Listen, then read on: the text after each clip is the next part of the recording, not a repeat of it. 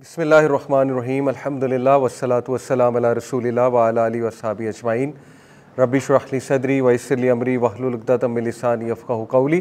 अस्सलामु अलैकुम व रहमतुल्लाहि व बरकातुहू। Welcome to things that matter class. माशाल्लाह गुड टू सी के रेगुलर चेहरे आ रहे हैं। यही मेरी उम्मीद थी और मैं चाहता था, बिकॉज़ हर क्लास में जैसे मैं आपको बताता हूँ कि ये क्लास में रेगुलर आने का ज़्यादा फ़ायदा है, बिकॉज़ ये क्लास एक कोर्स की तरह है। इसके बाकायदा कंटेंट्स हैं, हर कंटेंट दूसरे का प्री रेक्विजिट है। जैसे देखें आज टॉपिक है who is Allah but part 2। अब ज़ाहिर है जो पिछली क्लास में नहीं आया उसने पार्ट 1 मिस किया है, तो इसी तरह हर क्लास जो है वो अगली क्लास को सप्लीमेंट कर रही होगी। तो बाकी मैंने आपको ये भी बताया था इंशाल्लाह कि ये क्लास मैंने इस चीज़ को माइंड में रख के डिज़ाइन की है कि यूथ को जो प्रॉब्लम्स आ रहे हैं, जो सवालात हैं उनके जहन में, अल्हम्दुलिल्लाह Allah has blessed us with massive data. आप लोगों के सवालात हैं हमारे पास। यूनिवर्सिटीज़ में हम जाते हैं तो क्वेश्चंस लोग पूछते हैं हमसे, तो उनको सामने रखते हुए क्लास का एक कंटेंट डिज़ाइन किया गया है कि मैं समझता हूँ कि इंशाल्लाह आप लोग इस क्लास से गो थ्रू कर जाएं सब्र के साथ। तो आई बिलीव कि एटलीस्ट आपको इतना इस्लाम का पता लग जाएगा अल्लाह के फजल से कि एक तो आप कॉन्फिडेंट मुस्लिम बनेंगे इंशाल्लाह, आपको पता होगा इस्लाम है क्या।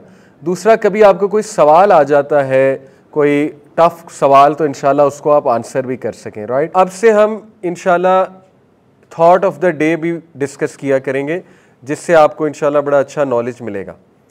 थॉट ऑफ द डे ये है आज का कि कुरान में एक बहुत खूबसूरत उसूल बताया गया है जो कि बतौर मुसलमान हमें पता होना चाहिए, बिकॉज जब भी डिबेट्स होती है ना तो हमारे सामने ये चीज़ आती है कि यार अगर इस चीज़ के इतने फ़ायदे हैं तो ये कैसे हराम हो सकती है।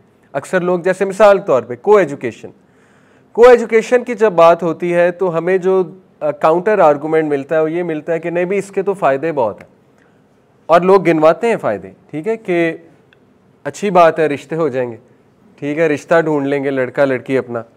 दूसरा फ़ायदा बताते हैं कॉन्फिडेंस आएगा, ठीक है। तीसरा फ़ायदा बताते हैं मैन को पता लगेगा फीमेल से इंटरेक्ट कैसे करना है, वरना तो उन्हें कभी पता ही नहीं लगेगा सारी उम्र। ठीक है ना, ठीक है, ये इस तरह के फ़ायदे बताए जाते हैं। इसी तरह एक और मिसाल देता हूँ, वेस्ट में सेटल होना। ठीक है, एक है वेस्ट में जॉब करने जाना, फर्दर स्टडी करने जाना, that is not settlement. Settlement is के उधर जाके रहने लग जाना और पुश्तों को वहाँ सेटल कर देना, पुश्तों को। और थोड़ी सी हार्श बात है, बट नबी ने उसको मना फरमाया, शदीद नापसंद फरमाया, यहाँ तक कहा है नॉन मुस्लिम्स में जो सेटल होता है वो मुझ में से नहीं। ठीक है, अब इसके बहुत फ़ायदे हैं, नो डाउट। वेस्ट में रूल्स बहुत अच्छे हैं, वेस्ट में लॉ सिस्टम अच्छा है, कोई कह सकता है वेस्ट में हेल्थ केयर सिस्टम अच्छा है। ठीक है, लोग फ़ायदे बताते हैं। मैं आपको कुरानी के उसूल बताता हूँ। देखिए, कुरान में सूरह अल बकरा में आयत नंबर 219 में अल्लाह सुब्हानहू व तआला कहते हैं कि ये तुमसे जुए और शराब के बारे में पूछते हैं। They ask you about gambling and alcohol, tell them in them are certain benefits. Allah acknowledge कर रहा है in them are certain benefits but the harms are more. फ़िक़्ह का एक उसूल है, इस्लामिक फ़िक़्ह एक सब्जेक्ट है, जिस चीज़ के हार्म ज़्यादा हैं वो भी हराम है। ठीक है, उसको मना फरमाया गया। क्यों? देखें, अब को एजुकेशन हम एक्सेप्ट करते हैं, कुछ फ़ायदे हैं जो मैंने आपको गिनवा दिए, 2-3, लेट्स एक्सेप्ट, लेकिन हार्म ज़्यादा है। क्या ख्याल है, हार्म ज़्यादा है कि नहीं? आपको भी पता है हार्म ज़्यादा है। ठीक है, बहुत कुछ होता है को एजुकेशन में। नंबर 2, वेस्ट में सेटल होने के फ़ायदे बिल्कुल हैं, सेटल होने की बात कर रहा हूँ। एक है, देखें देयर इज़ अ डिफरेंस, ये कोई कंफ्यूज ना हो जाए। जैसे इमाम उमर सुलेमान वहाँ सेटल हुए हुए, नुमान अली ख़ान वहाँ सेटल हुए हुए, वो भी तो सेटल हुए हुए, but they are there for a purpose. दावा के लिए सेटल होने की इजाज़त है। ओके, ये बी क्लियर ऑन इट, दावा के लिए सेटल होने के लिए इजाज़त है, बट बिला वजह सेटल हो जाना जाके, जस्ट ये देखना कि वहाँ पे पैसा ज़्यादा है, इसके फ़ायदे हो सकते हैं लेकिन इसके नुकसानात ज़्यादा हैं। हमें सवाल आते हैं, हमें पता है, पिक्चर हमारे सामने, लोग रोते हैं, उन्हें जुम्मे की नमाज नहीं नसीब होती, वेस्ट में चले जाते हैं, बहुत डॉलर्स कमाते हैं, मस्जिदें दूर दूर हैं, जुम्मे की नमाज नहीं मिल रही होती, 5 वक्त नमाज नहीं पढ़ सकते जमात से, कहाँ पढ़ेंगे, मस्जिद है ही नहीं, मस्जिदें हैं तो बहुत दूर दूर हैं। आपने अपना ईमान ख़तरे में डाला, वहाँ जाके आप बाजमात नमाज से महरूम हुए, ये बातें कोई नहीं सोचता। नंबर 2, आप बच जाएंगे, आप बड़े हैं, मैच्योर हैं, आपकी नेक्स्ट जनरेशन जो है वो डेंजर में आ जाएगी। नेक्स्ट जनरेशन के सामने जो फिलॉसफीज आएंगी वो कभी ना कभी तो इंटरेक्ट करेंगे ना उन फिलॉसफीज से। जेंडर आइडेंटिटी की फिलॉसफी आएगी उनके सामने, वो कंफ्यूज होंगे। कल को उन्होंने फाशी इतनी ज़्यादा देखनी है, वो कंफ्यूज होंगे। कल को वो क्लबिंग का कल्चर देखेंगे, गोरों को पार्टी करते देखेंगे, प्रॉम नाइट्स देखेंगे, आपसे क्वेश्चन करेंगे। आपके लिए एक्स्ट्रा पेरेंटिंग बर्डन ऐड हो जाएगा। आपने खुद अपने ऊपर बर्डन डाला, समझ रहे? आपने खुद मुश्किल क्रिएट की, आप उन्हें उस माहौल में ले गए कि आपको डबल पेरेंटिंग करनी पड़ेगी। क्या एक आपको उन्हें इस्लाम सिखाना पड़ेगा, दूसरा उनको साबित करना पड़ेगा ये लोग गलत है, और वो उन्हें साबित करना बड़ा मुश्किल है। तो आपने खुद अपने लिए प्रॉब्लम्स जो है वो क्रिएट कर दी, ठीक है। तो ये मैं आपको ये बता रहा हूँ कि ये कुरानिक असूल बड़ा खूबसूरत है। कुरान ये कहता है कि जस्ट बिकॉज, देखें, नफ़ा और नुकसान अलग बहस है, हलाल और हराम अलग बहस है। जस्ट बिकॉज किसी चीज़ के फ़ायदे हैं डजेंट मीन वो चीज़ हलाल है। एक आर्गूमेंट ये आता है कि देखिए जी, माल की ना गर्दिश होनी चाहिए, मनी शुड फ्लो। कैपिटलिज्म का सबसे बड़ा आर्गूमेंट क्या है कि इन्वेस्टमेंट करो। क्यों करो? Money should flow. दे से कि मनी फ्लो करेगा तो क्या होगा? गुर्बत ख़त्म होगी। इस्लाम ये नहीं कहता money should flow, this is not enough. Islam कहता है money should flow from rich to poor. ये पूरा सेंटेंस कहें, not only money should flow. ये कोई आर्गूमेंट नहीं है कि बस इन्वेस्टमेंट्स हो जाए, पैसा गर्दिश करना चाहिए। गर्दिश माल मकसद है ही नहीं, बल्कि गर्दिश माल पुअर, रिच से पुअर तक मकसद है। इसीलिए ज़कात है। ज़कात में क्या होता है? माल गर्दिश करता है, रिच से पुअर की तरफ जाता है। तो इस्लाम इज़ द सोल्यूशन, ठीक है। तो ये मैंने आपको जो एक बड़ा अच्छा उसूल बताया वो ये है कि देखें, जब आपसे कोई डिबेट करे कि यार इस चीज़ के तो फ़ायदे भी बड़े, आप कहें भाई देखो फ़ायदों से ज़्यादा नुकसान है, हम तो नुकसानात को देख कर कह रहे हैं कि ये चीज़ मुनासिब नहीं है। तो आप जब भी कोई डिसीजन भी लें लाइफ में तो इस कुरानिक उसूल को सामने रख के लें, ठीक है, कि नुकसान ज़्यादा है, फ़ायदे ज़्यादा हैं। तो मैंने आपको कई मिसालें दी, को एजुकेशन की मिसाल दी, उसके कुछ फ़ायदे भी हैं लेकिन नुकसान ज़्यादा है। सेटलिंग इन्वेस्ट फ़ायदे हैं लेकिन नुकसान ज़्यादा है, टू बी ऑनेस्ट। इसी तरह सूद के फ़ायदे भी हैं लेकिन नुकसान ज़्यादा है, टू बी ऑनेस्ट, राइट। तो ये मैंने आपको कुछ मिसालें दी। तो इस तरह हम हर क्लास में इंशाल्लाह थॉट ऑफ द डे अब से डिस्कस किया करेंगे ताकि आपको ज़रा फ़िकी नॉलेज भी आए और आप लोगों को इंशाल्लाह कुरानिक कुछ रूल्स भी पता लगे। Okay, so coming to topic, who is Allah. हुदहुद एक परिंदा जिसका कुरान में मेंशन्ड है, कहाँ पे मेंशन्ड है?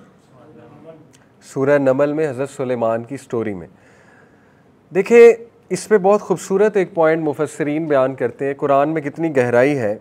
हुदहुद जो है वो गायब हुआ था, हज़रत सुलेमान ने सबको असेंबल किया, वाक़या ऐसे है, और हुदहुद एब्सेंट था। तो हज़रत सुलेमान को बड़ा गुस्सा चढ़ा, उन्होंने कहा कि हुदहुद क्यों नहीं आया, क्योंकि वो एक किस्म का मैसेंजर था हज़रत सुलेमान का। तो हज़रत सुलेमान ने कहा अगर वो ना आया तो मैं उसे ज़िबा कर दूंगा, ठीक है। तो बहरहाल अब वो वापस आया और he should have a wonderful argument, तभी उसकी बचत होनी थी। तो उसने आते ही एक बात की, उसने कहा कि मैं ऐसी न्यूज़ लाया हूँ जो आपको नहीं पता। तो अब हज़रत सुलेमान को कौन सी न्यूज़ नहीं पता, हालांकि वो तो किंग है उस दौर के। बहरहाल it was a excellent argument to be saved. उसने बात ही ऐसी की आते ही। उसने कहा मैंने एक ऐसी कौम को देखा है जो अल्लाह के अलावा सूरज की इबादत करते हैं, अल्लाह के अलावा सूरज की इबादत करते हैं। और भी उसने कई बातें बताई, लेकिन अब देखें मुफस्सिरीन कैसे गौर करते हैं कुरान में। वो कहते हैं कि हुदहुद में इतनी गैरत थी कि उसको इतना गुस्सा चढ़ा उस कौम को देख के कि ये लोग इतने बेवकूफ़ हैं कि सूरज की इबादत कर रहे हैं अल्लाह को छोड़ के। हुदहुद न्यू अल्लाह, ठीक है, जानवरों को पता है अल्लाह कौन है। दूसरा, उसने अल्लाह की नेमतों को एक्नॉलेज किया। एक ये पॉइंट है कि हुदहुद ने ये सोचा, मुफस्सिरीन लिखते हैं कि अल्लाह वो है जो मुझे रिज़्क देता है, अल्लाह वो है जो बारिश बरसाता है, बारिश बरसती है तो ज़ाहिर है उस पौधे से ग्रेन्स निकलती हैं, वो ग्रेन्स मुझे मिलती हैं, मैं ग्रेन्स खाता हूँ, अल्लाह करता है। तो उसमें इतनी गैरत थी कि उसने कहा कि ये कौम शिरक कर रही है। अच्छा, मुफस्सिरीन कहते हैं हुदहुद का हिसाब कोई नहीं होना। आपको पता है हिसाब इंसानों का है क़यामत वाले दिन, परिंदों और जानवरों का हिसाब नहीं है।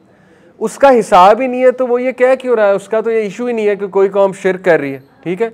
अगर वो ना भी बताता तो अल्लाह ने से क़यामत वाले दिन क्वेश्चन तो नहीं करना था कि तुमने शिरक होते देखा, बताया क्यों।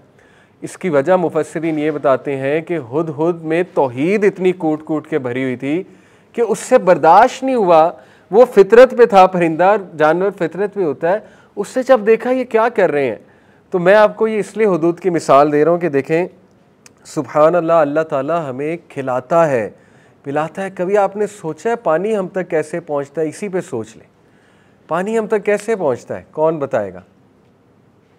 How does clean water reach अस, कौन बताएगा? जी, बारिश के ज़रिए, लेकिन इसका एक पूरा नाम है इस फिनोमिना का साइंस में, वाटर साइकिल। कभी आपने सोचा है वाटर साइकिल पूरा एक पावर प्लांट है, अल्लाह ने नेचर में क्या लगाया हुआ है? वाटर साइकिल में क्या प्रोसेसेस होते हैं? एवेपोरेशन। अल्लाह ताला चाहता है एवेपोरेशन ना होती। सिंगापुर ने दुनिया का पहला वाटर साइकिल बनाया है, देखिएगा आप गूगल पे जाके, ठीक है, water filtration plant through water cycle, and they have done an excellent job. उन्होंने क्या किया है कि सीवरेज वाटर को क्लीन वाटर बना रहे हैं और इट्स गुड, बट क्या वो पूरी दुनिया को पानी पिला सकते हैं? नहीं। अगर पिला भी सकते हैं तो बहुत महंगा बेचेंगे। आप सोचें कि इतनी मेहनत लगी है उनकी, आप देखें कि वो देखिएगा आप पूरा जो पावर प्लांट है ना, उनका पाइप्स लगे हुए हैं। सोचिए कि आप ऊपर देखते हैं, आपको पाइप्स नज़र आ रहे हैं, आप कहते हैं यार ये मैं कहाँ आ गया हूँ, आप डिप्रेशन के मरीज़ बन जाते हैं। आपको क्या नज़र आ रहे हैं? ऊपर बादल, इतनी खूबसूरती, पाइप्स की जगह बादल लगाए हुए अल्लाह ने। कभी सोचें, देखिए वाटर साइकिल क्या है? एवेपोरेशन होती है पहले। एवेपोरेशन कैसे होती है? सन का एग्जैक्ट उतना टेम्परेचर है कि एवेपोरेशन हो जाए, मतलब ये भी अल्लाह की सेटिंग है, ठीक है। थर्मोस्टेट अल्लाह के हाथ में है, सन का अल्लाह ताला फिट करता है, फिक्स करता है। सन क्या करता है? उसकी हीट जब ओशंस पे पड़ती है, ओशंस का पानी ऊपर जाता है। ओशंस का पानी पीने के काबिल है? नहीं। ओशंस का पानी क्लाउड्स में जाकर क्लीन अप होता है। वाटर फिल्ट्रेशन प्लांट है क्लाउड, कभी आपने सोचा है? क्लाउड्स में क्या होता है? उस प्रोसेस को कहते हैं कंडेंसेशन। कंडेंसेशन क्या होता है? कौन बताएगा? शाबाश। हाँ, एवेपोरेशन का ऑपोजिट, बिल्कुल। कंडेंसेशन यहाँ हमारे सामने होती है। देखें अभी मैं यहाँ पानी की बोतल रखूँ ठंडी, तो कुछ देर बाद वो उसके बाहर पानी होगा। अब वो उसको पसीना नहीं आया बोतल को, ठीक है ना। वो ये हुआ है कि जो एयर थी वो जब उसके साथ टकराई तो एयर कंडेंस होकर क्या बन गई? लिक्विड। ये तो बहुत बेसिक कॉन्सेप्ट है, ठीक है, लिक्विड वाटर इस तरह से बनाना। तो क्लाउड्स का टेम्परेचर लो होता है, जब उसमें भाप जाती है तो वो पानी बन जाती है कंडेंस होके, ठीक है।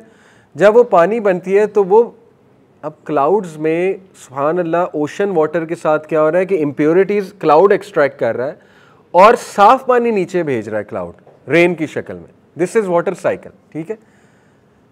अल्लाह ताला सूरह वाक़िया में कहते हैं, ask them about the water they drink. आयत सुना रहा हूँ आपको, ask them about the water they drink. अगर हम चाहते, अल्लाह कहते हैं इफ़ वी वांट, हम उसे नमकीन बना देते, ये क्या कर लेते। आप सोचें यही अल्लाह की कितनी बड़ी नेमत है। हुद इतनी सी बात पे शुक्र अदा कर रहा है कि अल्लाह ताला मुझे ग्रेन्स खिला देता है, और इस बात को उसने जिम्मेदारी समझा कि अगर मैं कोई बुराई होते देखूं तो जाकर रिपोर्ट करूं। हज़रत सलमान को बुराई भी शिरक थी। इंसान जो है वो क्या कुछ ले रहा है अल्लाह से, क्या कुछ ले रहा है, आप सोच भी नहीं सकते, मैं और आप, ठीक है ना। तो सोचें कि हमारी कितनी बड़ी जिम्मेदारी है अल्लाह का शुक्र करना। मैंने आपको सिर्फ वाटर साइकिल की मिसाल दी है। अभी कभी आप ये सोच लें कि ये अंडे, बकरे, गोश्त हम कितना खाते हैं, बकरा कहाँ से आ रहा है। किसी ने ये सोचा था और बड़ा अच्छा सवाल था कि जो डॉग है वो 12-12 बच्चे देता है, ठीक है ना। डॉग के 12-12 बच्चे होते हैं, बकरे इतने नहीं होते हैं। तो बकरे तो खाए भी इतने जाते हैं, फिर भी आई जा रहे हैं। कभी आपने सोचा है इसके ऊपर? अल्लाह ताला बकरे पैदा कर रहा है आपके लिए, मेरे लिए। कितना मीट खाया जाता है, चिकन कितना खाया जाता है। चिकन तो खैर अब फार्मी बना लिया उन्होंने, लेकिन पॉइंट इज़ कि कभी आप इसी पे सोच लें कि ये है अल्लाह जो मेरे गुनाहों के बावजूद मुझे खिलाई जा रहा है।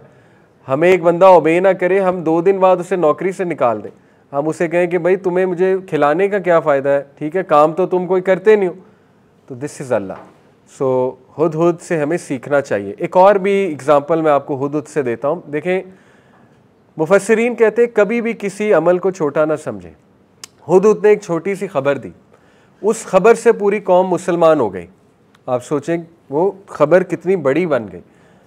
हुद ने सिर्फ ये आके बताया शिर्क करते हैं, और उसकी वजह से फिर जो आगे के एक्शन पॉइंट्स थे उससे पूरी कौम मुसलमान हो गई।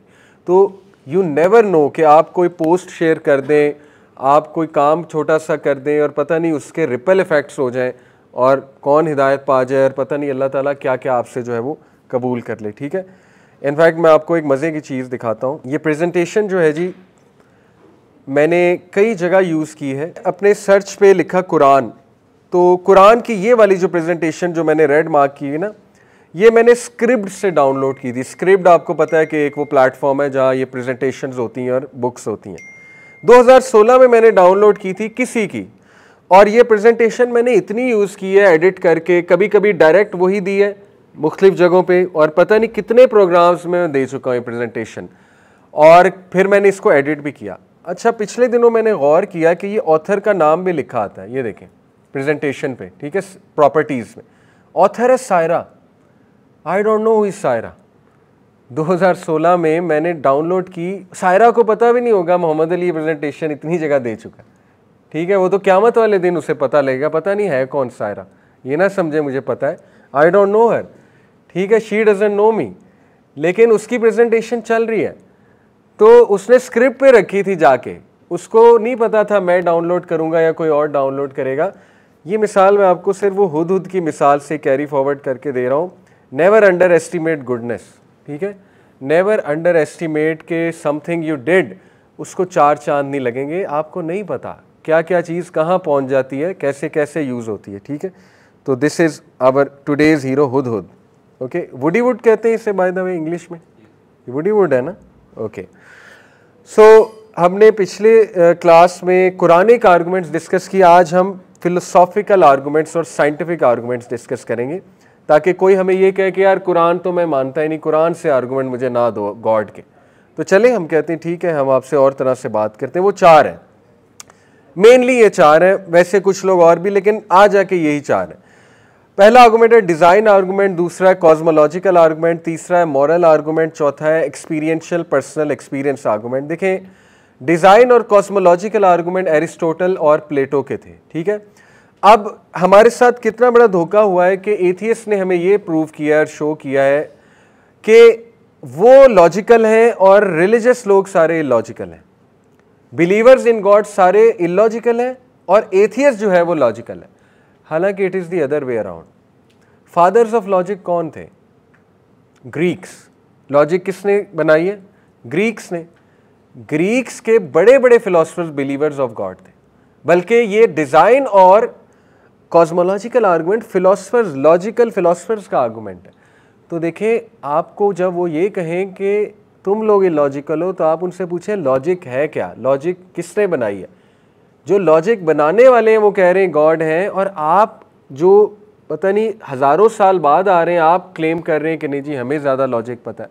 तो ये ज़रा हम स्टडी करते हैं क्या। ठीक है, तो लॉजिक बेसिकली देखें, अगर सिंपल लैंग्वेज में आपको बताऊँ ना, if A is equal to B and B is equal to C, then A should also be equal to C. ये एक सिंपल लॉजिक है। ठीक है, और इसको डिडक्टिव रीजनिंग कहते हैं हम। तो ग्रीक्स ने डिडक्टिव रीजनिंग यूज़ करते हुए गॉड के ऊपर बात की है। ठीक है, जैसे अगर मैं आपको प्लेटो का आर्गूमेंट बताऊँ, वो है डिज़ाइन आर्गूमेंट। प्लेटो ने यही बात की कि देखें, A is equal to B, B is equal to C, so A is equal to C as well. क्या मतलब है इसका? कि दुनिया एग्जिस्ट कर रही है, उसमें डिज़ाइन नज़र आ रहा है, उसमें इंटेलिजेंस नज़र आ रही है, उसमें एक पूरी इंजीनियरिंग नज़र आ रही है। तो अगर ये चीज़ इससे बनी है, ये इससे बनी है, तो बनाने वाला खुदा है। ये उनका आर्गूमेंट था, लेकिन मैं आपको इंशाल्लाह डिटेल में बताता हूँ। ओके, सो डिज़ाइन आर्गूमेंट। अच्छा, इस पर मैं आपको ये भी एक बड़ी ज़बरदस्त चीज़ पढ़ाता हूँ। ये एक रिसर्च हुई 1990s में कैलिफोर्निया में, ये आपको नज़र आ रहा होगा, एपिलेप्टिक पेशेंट्स पे, जिनको सीजर्स होते थे, मिर्गी के दौरे पड़ते थे, एपिलेप्टिक पेशेंट्स पे। तो ये जो टीम थी, ये एक हिंदू जो है डॉक्टर, ये इसका नाम है ज़ुलेनोरे रामचंद्रन। ठीक है, ये हिंदू है और इसकी team of scientist, neuro scientist थे। इन्होंने एक अजीब बात देखी। इन्होंने ये देखा कि जब भी उनको सीजर पड़ता था, तो उनको ना प्रोब्स लगाए हुए थे उन्होंने, जो वो वायर से लगाते हैं ना, और आपने देखा होगा वो पेशेंट्स को प्रोब्स लगा के, वो क्या करते थे कि जब भी उन प्रोब्स के थ्रू उन्हें कुछ पॉजिटिव सिग्नल्स भेजते थे, ये जैसे यहाँ पे लिखा हुआ है ना कि उनके फ्रंटल लोब पे when a certain part is stimulated by probes, stimulate करते थे उनके प्री फ्रंटल कोर्टेक्स को प्रोब से, तो एकदम वो स्पिरिचुअल हो जाते थे, ठीक है, एकदम वो गॉड के बारे में बात करने लग जाते थे। और उन सब के मुत्तफिकुन अलैह यही आंसर्स थे कि गॉड के बारे में ना वो तारीफ़ें करने लग जाते थे। तो इस रिसर्च से उन्होंने ये प्रूव किया कि our brain is hard wired to believe in God, यानी प्री फ्रंटल कोर्टेक्स में गॉड का कॉन्सेप्ट है, नेचुरली कॉन्सेप्ट है, ठीक है, इंसान गॉड का बिलीवर है। और भी बहुत से एक्सपेरिमेंट्स हुए हैं, चिल्ड्रन पे एक्सपेरिमेंट्स हुए हैं, ठीक है, सोशियोलॉजी की स्टडी है पूरी। Children are born believers. Children से जब भी सवालात इस तरह के किए गए तो उन्होंने क्रिएटर की तरफ ही रेफर किया कि क्रिएटर है। अब वो सवालात कैसे थे वो अभी मेरे माइंड में नहीं है, लेकिन ये पूरी एक रिसर्च है। तीसरा, एक और भी रिसर्च मैंने आपको बताई थी, कुछ ऐसे कबीलों को देखा गया जो दूर दराज आइलैंड्स में रहते हैं, जिनका कभी भी सिविलाइजेशन से कोई ताल्लुक नहीं हुआ, ना ही कभी उन्होंने कोई टीवी देखा, ना ही कोई बुक पढ़ी, वो टोटली आइसोलेटेड कबीले हैं। लेकिन जब उन्हें स्टडी किया गया तो देवर बिलीवर्स इन गॉड, यानी एनी सम गॉड, उन्होंने कोई बिलीव सिस्टम उनका था।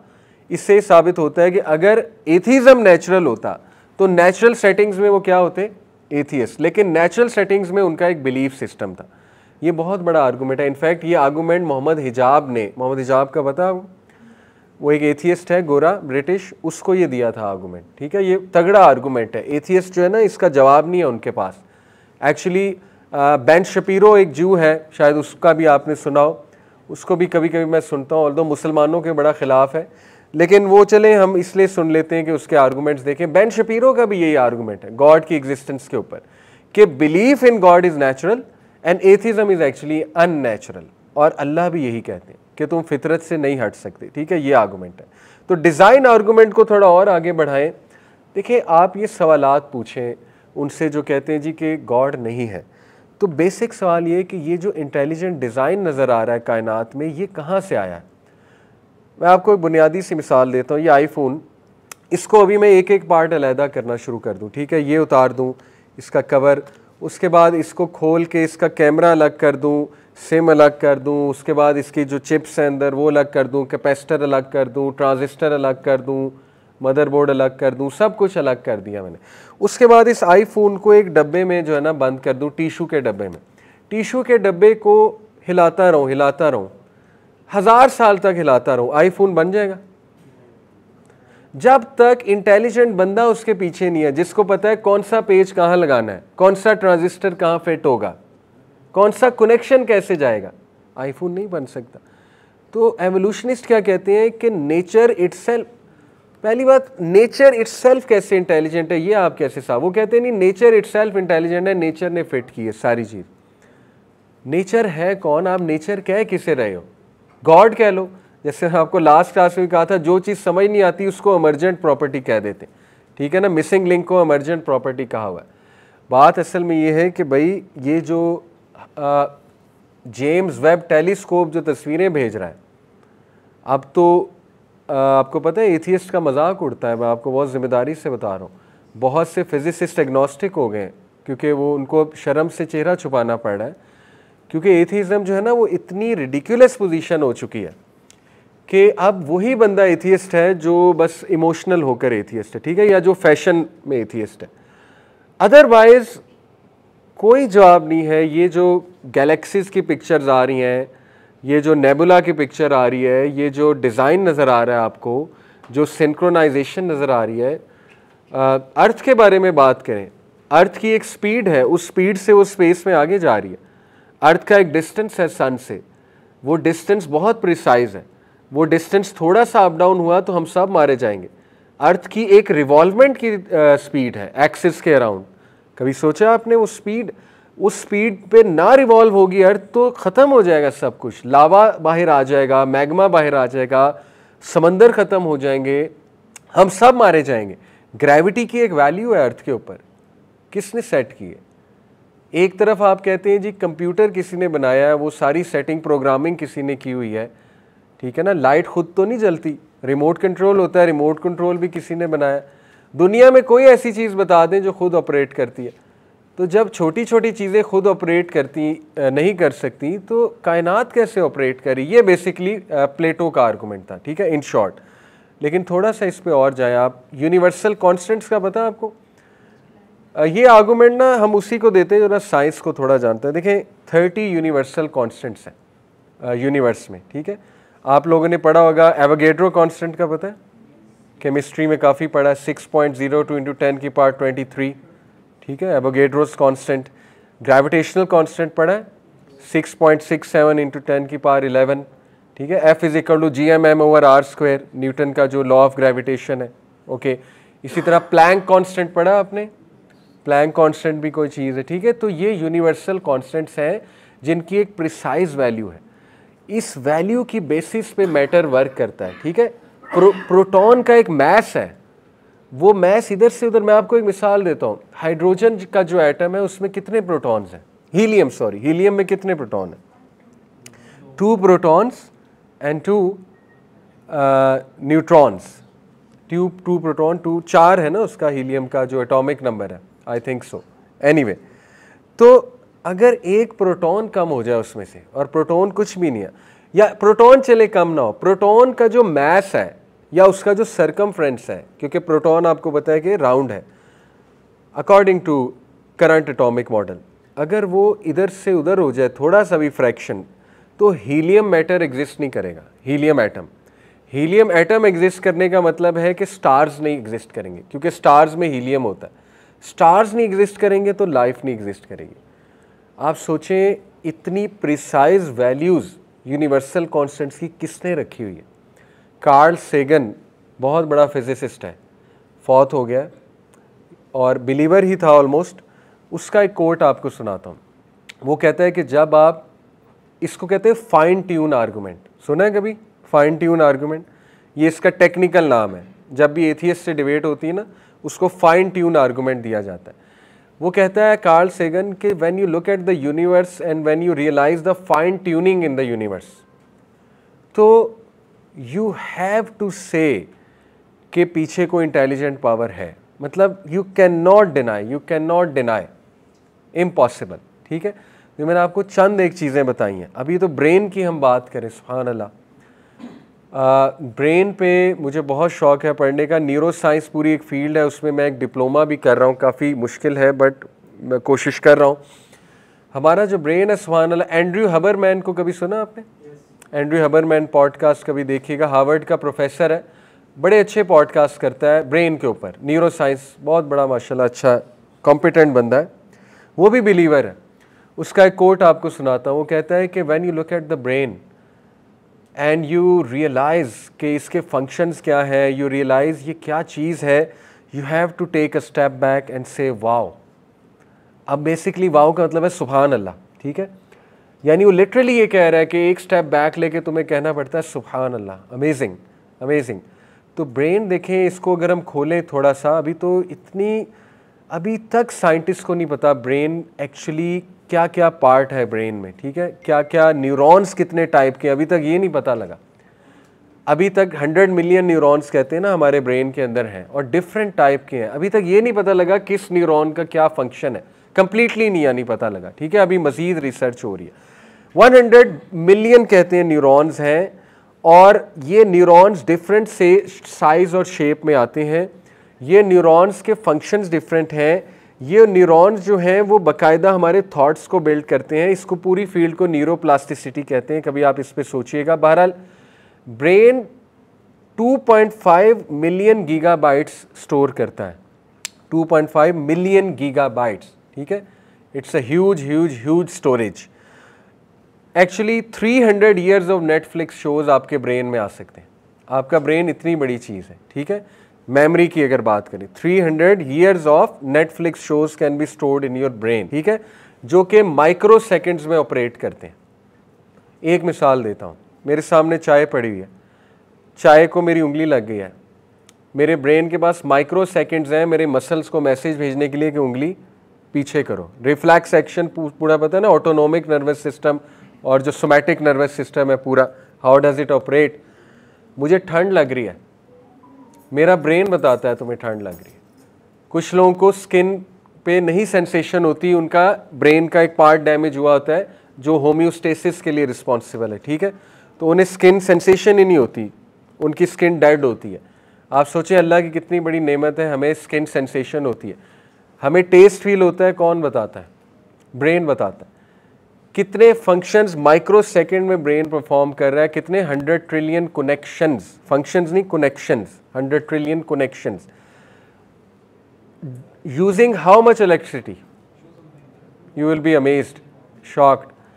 12 what of electricity, 12 what power, what power का यूनिट है, ठीक है। आपको पता है कि 100 ट्रिलियन कनेक्शन अगर एक सुपर कंप्यूटर को मैनेज करने पड़े तो उसको 600 मिलियन टाइम्स पावर ज़्यादा चाहिए। 12 multiplied by 600 million what power अगर उसके पास होगी तो एक super computer 100 trillion connections manage कर सकेगा।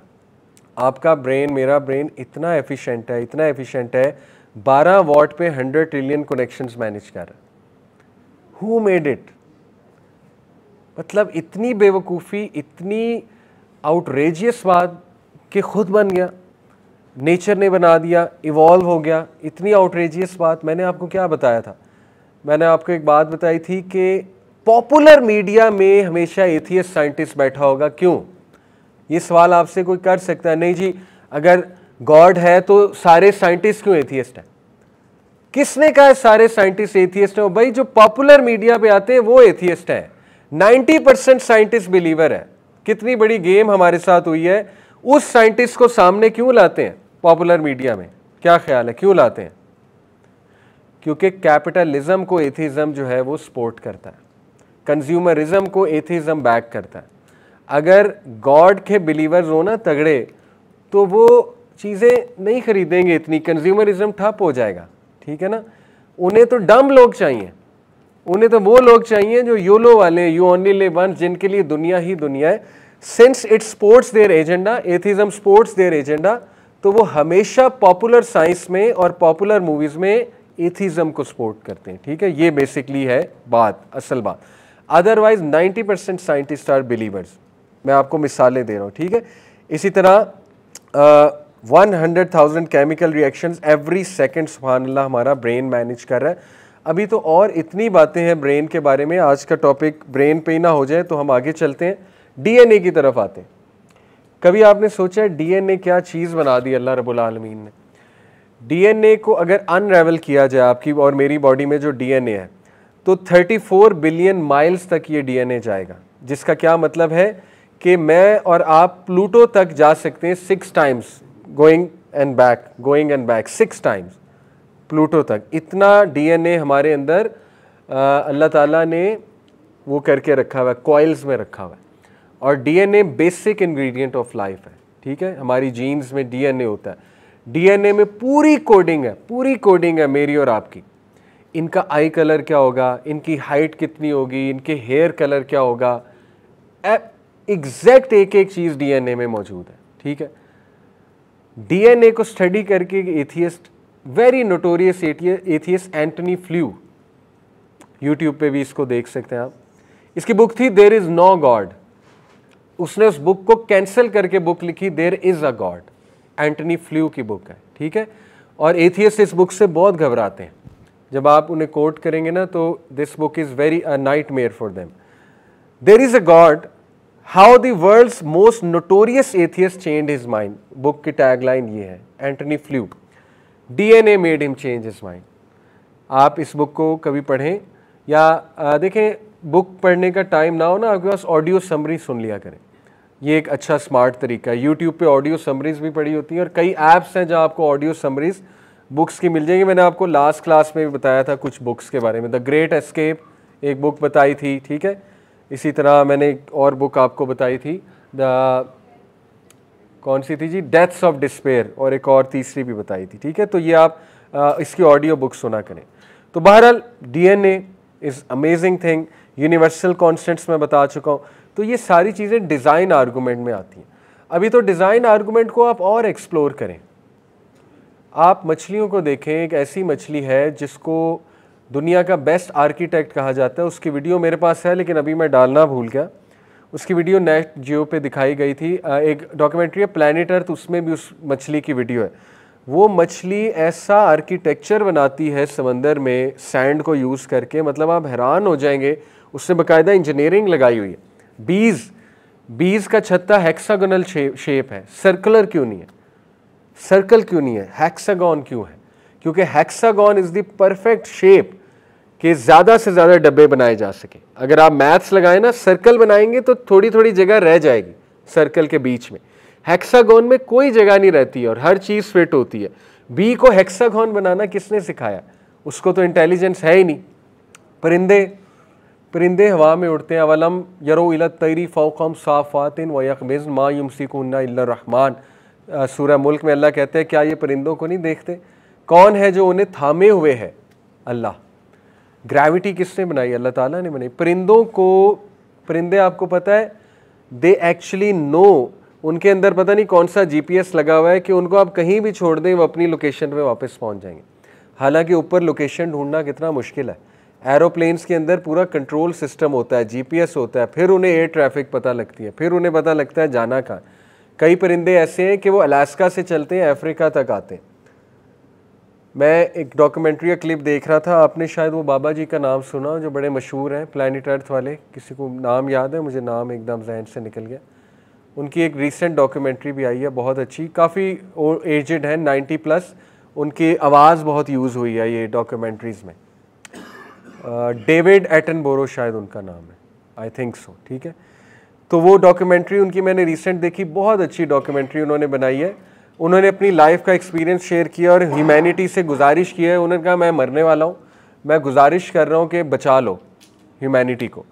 तो वो उन्होंने उसमें बताया मैंने 1940s से लेकर 2020 तक ट्रैवल किया दुनिया, तो मैंने दुनिया को चेंज होते कैसे देखा है। बहुत खूबसूरत फुटेजेस उन्होंने ब्लैक एंड वाइट में दिखाई।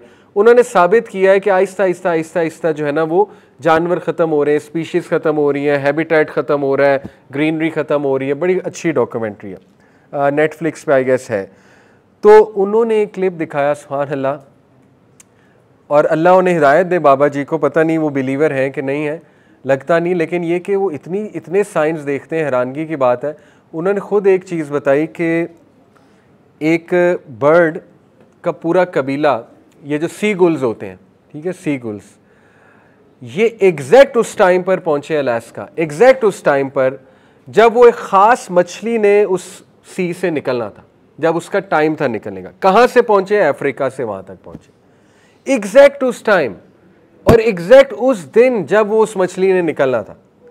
ये इंटेलिजेंट डिज़ाइन नहीं तो ये क्या है? कौन उन्हें खिला रहा है, कौन उन्हें रिस्क दे रहा है, कौन उन्हें गाइड कर रहा है वहाँ तक, ठीक है।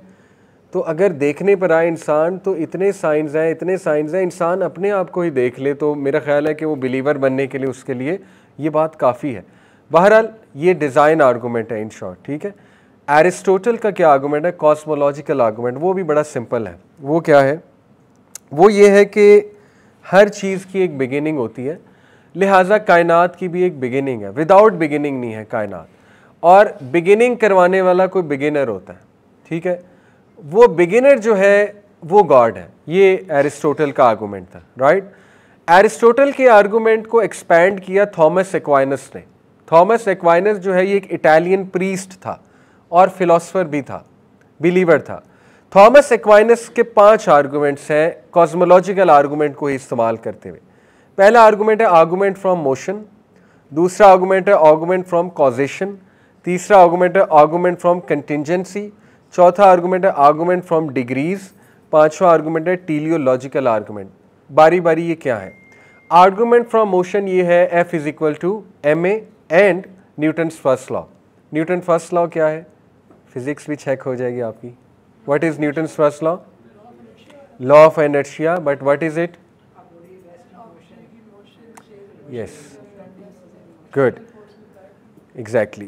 A body will stay at rest or keep on moving in a straight line until a resultant force acts on it, ठीक है। तो थॉमस एक्वाइनस का ये आर्गूमेंट है कि हर चीज या मोशन में है या रुक जाएगी, और ऐसे ही नहीं रुकेगी, कोई चीज उसे रोकेगी, कोई रिजल्टेंट फोर्स होगी, ठीक है। तो वो ये कहता है पूरी कायनात की रिजल्टेंट फोर्स गॉड है। हर चीज मोशन में सेट है ना, everything is moving, even bacteria is moving, micro organism आप देखें, कोई भी चीज स्टिल नहीं है। ये चेयर के भी पार्टिकल्स मूव कर रहे हैं, सॉलिड को कभी आप देखें ना माइक्रोस्कोप, उसके भी इवन एटम्स हिल रहे हैं, वाइब्रेट कर रहे हैं एटलीस्ट, ठीक है। तो वो ये कहते हैं कि ये सारी मोशन गॉड ने सेट की है, एक आर्गूमेंट। दूसरा कॉजेशन, हर चीज़ की एक कॉज है, cause and effect, right. Universe एक इफेक्ट है, उसकी एक कॉज है, वो कॉज गॉड है, ठीक है। वो विदाउट कॉज नहीं आ सकती यूनिवर्स, सिंपल आर्गूमेंट। कंटिंजेंसी बड़ा इंटरेस्टिंग आर्गूमेंट है। देखिए कंटिंजेंट बीइंग क्या चीज़ होती है। मैं और आप कंटिंजेंट बीइंग है। कंटिंजेंट बीइंग वो बीइंग होता है जो मर जाए तो दुनिया को कोई फ़र्क नहीं पड़ेगा। मैं और आप मर जाएं तो दुनिया चलती रहेगी, लाख लोग भी मर जाएं दुनिया चलती रहेगी, यहाँ तक कि साइंटिस्ट कहते हैं पूरी इंसानियत भी मर जाए दुनिया चलती रहेगी, एनिमल्स चलाएंगे दुनिया को, ठीक है, इकोसिस्टम चलता रहेगा। अगर हर चीज़ कंटिंजेंट है तो कायनात तबाह हो जाएगी। ये वही आर्गूमेंट है। मूसा अलैहिस्सलाम ने अल्लाह से कहा था अल्लाह आपको नींद नहीं आती, सही वाक़या है। तो अल्लाह ताला ने मूसा अलैहिस्सलाम को कहा कि मूसा अगर मुझे ऊँग भी आ जाए ना तो कायनात दरहम बरहम हो जाएगी। अल्लाह ताला कुरान में कहता है कि अल्लाह ही है जिसने कायनात को थामे हुए हैं, ठीक है।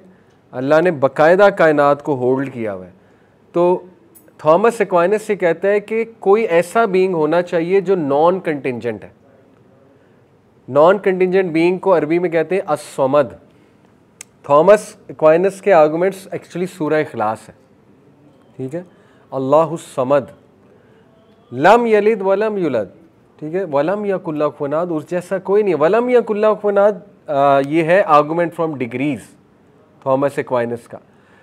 वो ये कहता है कि कोई ऐसी चीज़ होनी चाहिए जिस जैसा कोई नहीं, यानी वो डिग्रीज में इतना हाई होना चाहिए, इतना हाई होना चाहिए कि वो वाहिद ओमनीपोटेंट और ऑल पावरफुल बीइंग है, तब ही निज़ाम चल सकता है।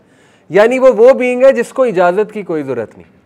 देखें आप लोग और मैं, हम एक क्लासरूम रन करें और उसमें 2 टीचर्स आ जाएं, 2 क्लास टीचर्स, वो क्लासरूम रन नहीं हो सकती।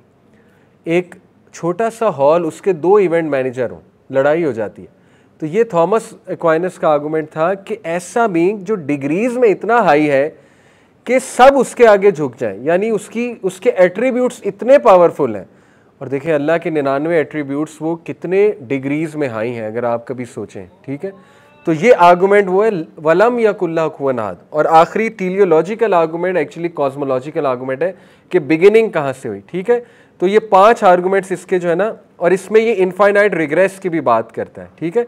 कॉजेशन वाला जब आर्गूमेंट ये लाता है तो इनफाइनाइट रिग्रेस मैं आपको ऑलरेडी समझा चुका हूँ क्या है।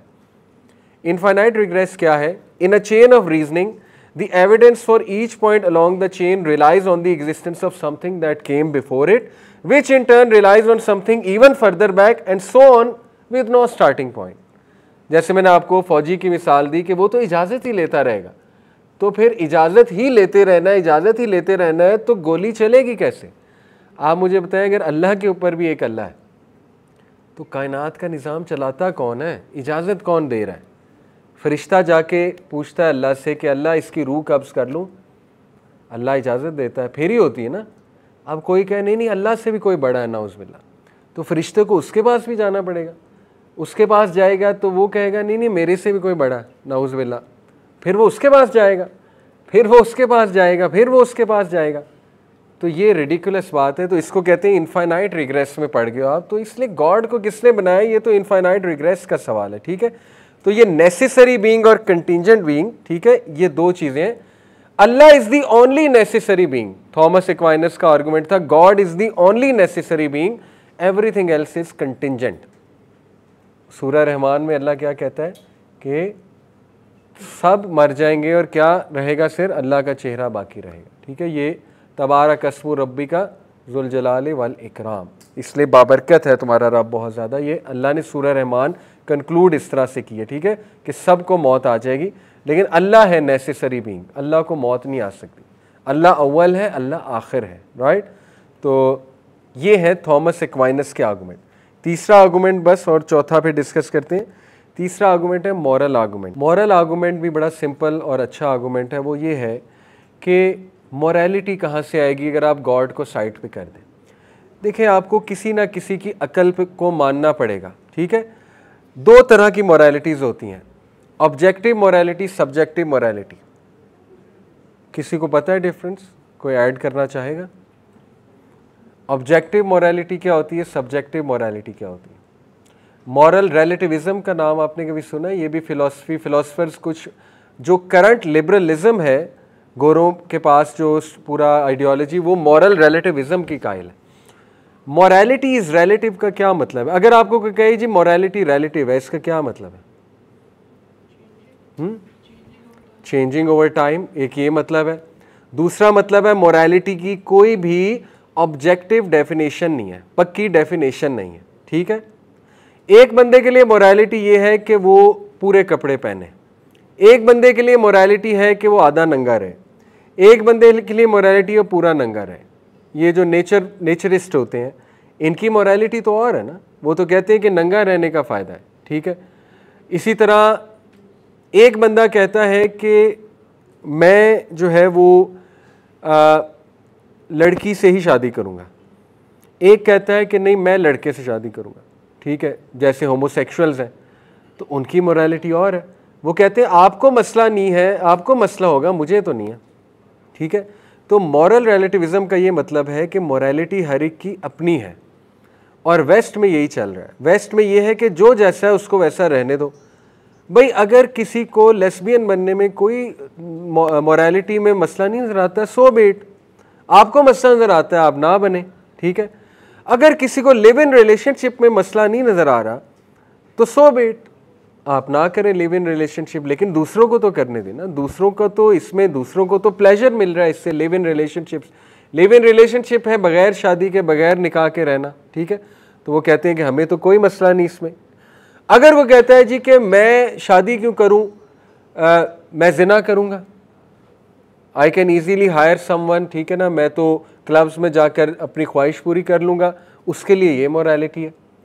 अगर कोई कहे जी कि देखे पॉर्न में क्या मसला है, पॉर्न तो अच्छी चीज़ है, पॉर्न से तो कितनी बेचारी बेघर ख़वातीन की इनकम लगी है, कुछ लोग ये भी आर्गूमेंट देते हैं, ठीक है ना, कहते हैं इसमें क्या मसला है, ये तो अच्छी बात है, कितने अनएम्प्लॉयड मैन की जो है वो रोज़ी लगी है, ठीक है, ये भी आर्गूमेंट देते हैं।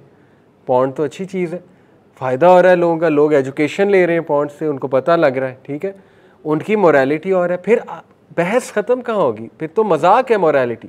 विल ड्यूरेंट का यही तो आर्गूमेंट है। विल ड्यूरेंट जो बहुत बड़ा फ़िलासफ़र है, अभी तक ज़िंदा है, विल ड्यूरेंट बहुत बड़ा नाम है अमेरिका में। विल ड्यूरेंट कहते हैं कि अगर आप रिलीजन को और अल्लाह को, गॉड को साइड पे कर देंगे, मोरालिटी खेल तमाशा है, मजाक बन जाएगा मोरालिटी। एक ग्रुप कहेगा, और खड़ा हो रहा है ये ग्रुप, अल्लाह माफ़ करे, इंसेस्ट वाला ग्रुप जर्मनी में आ चुका है, 10 साल बाद हो सकता है वो इंसेस्ट को भी जायज़ करार दे दें। और कई एथियस्ट इंसेस्ट के कायल हैं। इंसेस्ट समझते हैं आप? बहन भाइयों के दरमियान आपस में सेक्सुअल रिलेशन, माँ बेटे के दरमियान, ठीक है। तो कहते हैं इसमें क्या मसला है। लॉरेंस क्रॉस बहुत बड़ा एथियस्ट है, हमज़ा जॉर्सिस की डिबेट है उनके साथ। हमज़ा जॉर्सिस आपको पता है माशाल्लाह एक दाई हैं। हमज़ा ने उन्हें अपनी तरफ से फंसाया इस आर्गूमेंट पे, ऑडियंस सामने बैठी हुई थी। हमज़ा जॉर्सिस ने कहा कि अकॉर्डिंग टू एथिज़म इंसेस्ट में आप बताएं क्या मसला है, क्योंकि उसने कहा नहीं, इंसेस्ट में ये मसला है कि बायोलॉजिकली मसले आ सकते हैं, यानी बहन भाई का आपस में ताल्लुक़ होगा तो जो औलाद पैदा हो जाएगी। सॉरी थोड़ा सा खुल के बता रहा हूँ आपको, लेकिन आई हैव टू टेल। उसने कहा उसमें डीएनए में मसले आ सकते हैं, म्यूटेशंस आ सकती है, ये वो। हमज़ा जॉर्सिस ने कहा नहीं, अगर वो प्रोटेक्शन यूज़ करें फिर क्या मसला है। उसने कहा हाँ फिर कोई मसला नहीं, ये उसका बयान मौजूद है। तो देखिए इंसेस्ट पे बात हो रही है कि इसमें क्या मसला है, तो फिर तो मजाक बन गई मोरालिटी, ठीक है। इंसेस्ट को भी छोड़ें, नेक्रोफीलिया पे बात हो रही है। नेक्रोफीलिया का पूरा ग्रुप है वेस्ट में, वो क्या है? वो ग्रुप ये है कि लाशों के साथ जिना करना। अब आपको कोई कहे मुझे तो इसमें मज़ा आता है लोगों को। नेक्रोफीलिया पूरा जो है एक डिसऑर्डर है, साइकोलॉजिकल डिसऑर्डर। वो कहते हैं हमें तो इसमें प्लेजर आता है, आपको क्या मसला है, ठीक है। एक आपको रियल वाकया सुनाता हूँ, अमेरिका में 1990s का वाकया, इसको ज़रा सर्च भी कर लीजिएगा। अमेरिका में एक शख्स को फैटिश थी, फैटिश समझते हैं, जिसको बड़ी एक वो डिज़ायर हो, ऑब्सेशन हो किसी चीज़ की। उसको फैटिश थी कि मैंने किसी को मार कर खाना है, इंसान का गोश्त खाना है, ठीक है। उसको एकदम ये डेवलप हो गई, जाहिर है साइकोलॉजिकल पेशेंट था। उसने अखबार में इश्तिहार दे दिया और अखबार वालों ने छाप लिया। उसने अखबार में इश्तिहार दिया कि मेरी ख्वाहिश है किसी को खाना, अगर कोई अपने आप को खिलवाना चाहता है तो मेरे पास आ जाए। ये रियल वाकया है। उसी तरह का बेचारा एक जहनी मरीज़ था, उसकी फैटिश थी खिलवाना अपने आप को। वो पहुंच गया उसके पास इश्तिहार देख के, उसने कहा मेरी ख्वाहिश है अपने आप को खिलवाना। दोनों के दरमियान कंसेंट हुआ। अभी देखे ना वेस्ट क्या मॉरल आर्गूमेंट देता है, वो कहता है कंसेंट ज़रूरी है, कंसेंट है तो चीज़ ठीक है। अब मैं आपको कंसेंट के खिलाफ आर्गूमेंट दे रहा हूँ। उसने कहा तुम खिलवाना चाहते हो, मैं खाना चाहता हूँ, दोनों का कंसेंट है, लेट्स डू इट। और उसने उसे मारा, उसके मार के पीसेस किए, पीसेस फ्रिज में रखे हुए थे।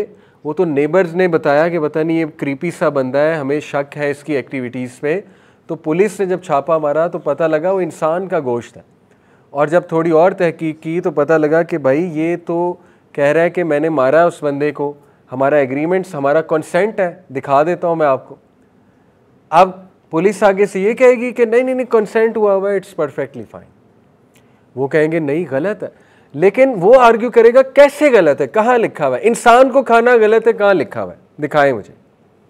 समझ रहे, रिलेटिव जब हो जाएगी मोरालिटी फिर तो ख़त्म है, फिर तो मजाक है, हंसी मजाक होगा। फिर तो मैं कहूँगा कहाँ लिखा है, मुझे दिखाएं आप, लिखा कहाँ पे है।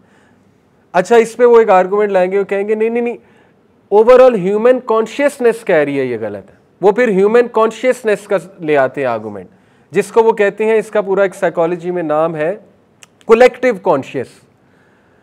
वो कहते हैं कलेक्टिव कॉन्शियस के मुताबिक ये चीज़ गलत है। कलेक्टिव कॉन्शियस के मुताबिक 100 साल पहले गे बनना गलत था कि नहीं गलत था?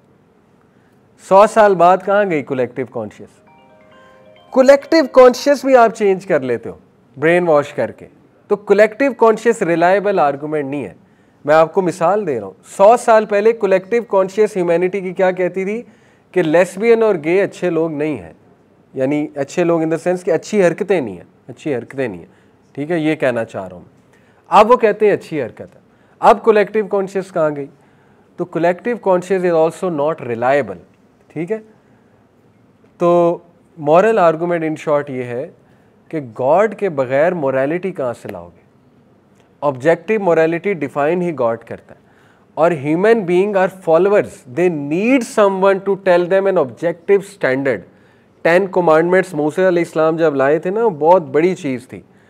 वो 10 कमांडमेंट्स गॉड की तरफ से थे। दो शैल नॉट किल, दो शैल नॉट कमिट अडल्ट्री, ठीक है, ये है वो 10 कमांडमेंट्स। दो shall not commit adultery with your neighbours wife, ये 10 कमांडमेंट्स। दो शैल फीड दी हंग्री। ये जब मोरालिटी गॉड ने डिफाइन कर दी तो उसके बाद जो है ह्यूमैनिटी को पता लगा अच्छा अब ये रूल्स हैं। लेकिन अब कोई आए कहे नहीं नहीं नहीं ये तो कहानियाँ हैं, मूसा अलैहिस्सलाम भी कहानी थे, वही भी कहानी है, ओल्ड टेस्टामेंट सब कुछ कहानी है, तो फिर आप बता दो मोरालिटी क्या है, तो इस तरह मजाक बन जाएगा, ठीक है। We can not be good without God, हमारा ये आर्गूमेंट है। अब आपको इस पे काउंटर मिसालें दी जाएंगी कि नहीं स्वीडन कैसे अच्छा है, डेनमार्क कैसे अच्छा है, वो तो एथियस्ट है, ठीक है, फलानी कंट्री एथियस्ट है, वो कैसे अच्छे हैं। पहली बात है ये बहुत रिलेटिव स्टेटमेंट है, वो अच्छे हैं। अच्छे से आपकी मुराद क्या? देखें, हो सकता है कुछ लोग अच्छे हों। अबू बकर सिद्दीक अभी मुसलमान नहीं थे, बहुत अच्छे थे।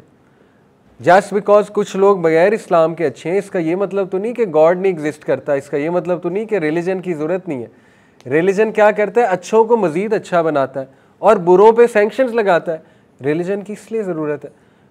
अब डेनमार्क और स्वीडन की आप मिसाल देते हैं तो पहली बात यह है कि आप अधूरी मिसाल दे रहे हैं। आप कह रहे हैं वो तो बहुत खुश है रिलीजन के बगैर, कहाँ खुश है?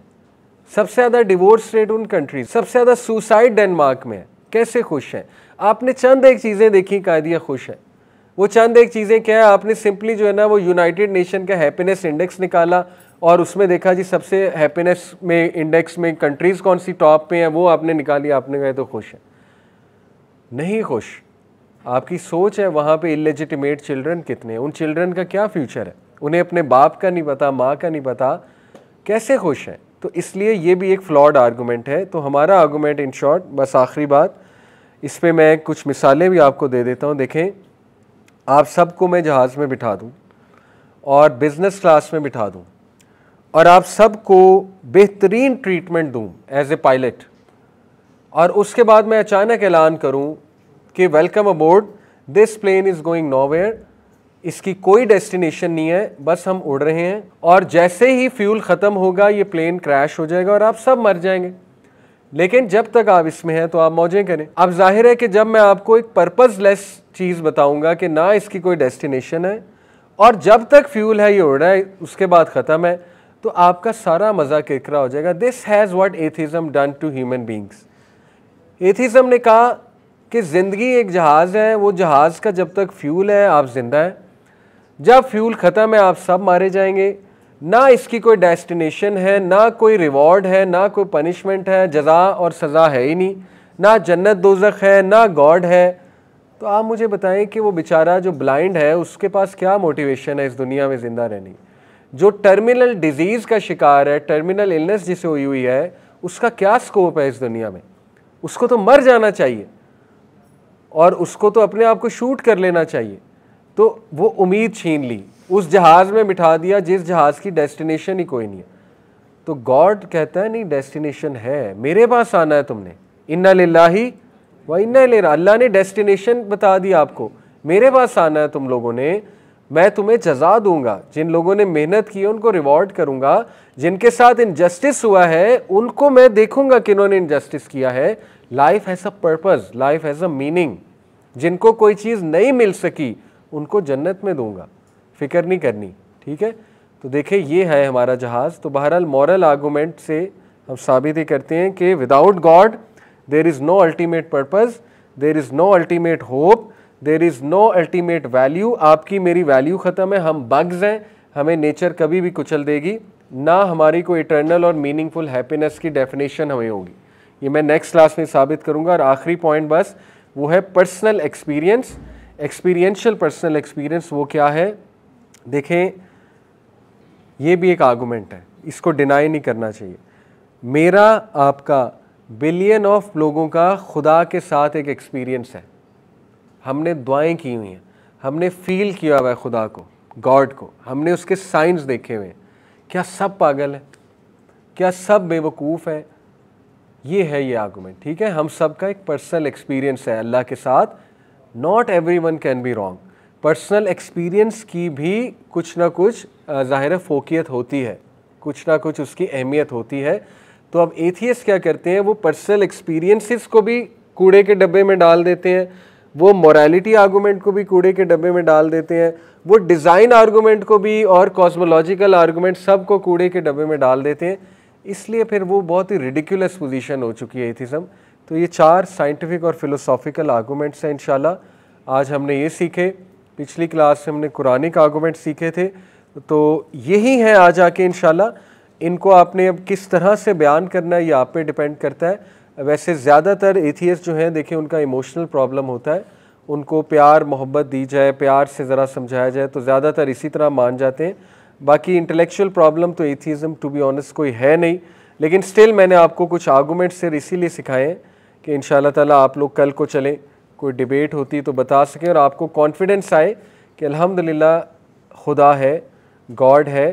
और मुसलमानों को इस बात पे फ़ख्र भी होना चाहिए, शुक्र भी करना चाहिए कि आपको सही गॉड का पता है। ला इलाहा इल्लल्लाह बहुत बड़ी चीज़ अल्लाह ने आपको दे दी है, आप लोग बहुत खुश नसीब हैं। कई लोग हैं उन्हें गॉड का पता ही नहीं, फॉल्स गॉड को वर्शिप करते हैं। तो अल्लाह ताला हमें हिदायत दे, इस्तिकामत दे इंशाअल्लाह।